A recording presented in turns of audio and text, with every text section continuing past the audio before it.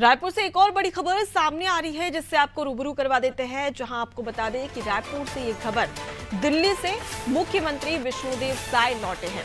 ओम माथुर और नितिन नवीन से मुलाकात की और साथ ही छत्तीसगढ़ के मंत्रिमंडल विस्तार पर भी चर्चा की गई। देखिए, दिल्ली में देर रात तक बैठक चली जिसमें मुख्यमंत्री विष्णुदेव साय मौजूद रहे। इस दौरान उनके साथ ओम माथुर और नितिन नवीन भी थे, उनसे मुलाकात भी हुई और इसके साथ ही मंत्रिमंडल, क्योंकि सभी की नजरें मंत्रिमंडल पर टिकी हुई है।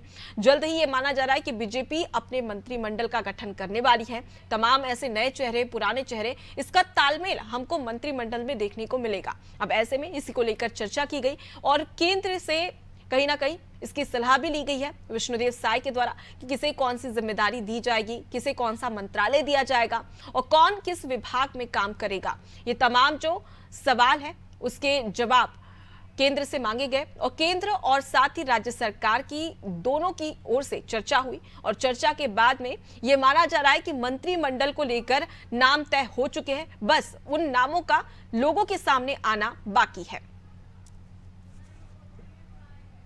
चलिए, इस पूरी बैठक को लेकर विष्णुदेव साय ने क्या कुछ कहा है आपको सुनाते हैं। मंत्री श्री अमित शाह जी से मुलाकात हुई, आदरणीय राष्ट्रीय अध्यक्ष श्री जेपी नड्डा जी से मुलाकात हुई है और कुछ चर्चाएं हुई हैं और बहुत शीघ्र मंत्रिमंडल का गठन हो जाएगा। बिल्कुल नए चेहरे भी और पुराने चेहरे भी सब मिला जुला के रहेगा। ये बिल्कुल जो इस सत्र में धान बेच रहे हैं, मोदी की गारंटी में जो वादा हम लोगों ने किया है 3100 रुपया प्रति क्विंटल और 1 एकड़ में 21 क्विंटल, उसी हिसाब से उनको उसका भुगतान मिलेगा। गृह मंत्री श्री अमित। तो देखिए, दिल्ली से मुख्यमंत्री विष्णुदेव साय लौटे और उन्होंने तमाम जानकारी दी। मीडिया ने जब उनसे सवाल किया मंत्रिमंडल विस्तार को लेकर तो उसकी जानकारी दी कि किस प्रकार से चर्चा हुई है।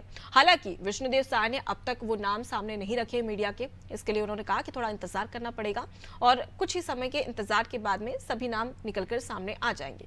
लेकिन बैठक को लेकर किस प्रकार से चर्चा हुई और किस विषय पर चर्चा हुई, इसकी बात मुख्यमंत्री विष्णुदेव साय के द्वारा कही गई। तो देखिए, लगातार मंत्रिमंडल विस्तार को लेकर चर्चाओं का दौर जारी है। चाहे हम केंद्र की बात करें, केंद्र में भी लगातार चर्चा की जा रही है कि किसे कौन सा विभाग दिया जाए। लेकिन छत्तीसगढ़ की जनता बेसब्री से इंतजार कर रही है, क्योंकि जैसे ही मंत्रिमंडल का गठन हो जाएगा उसके बाद में अलग अलग विभागों पर काम करना भी शुरू हो जाएगा।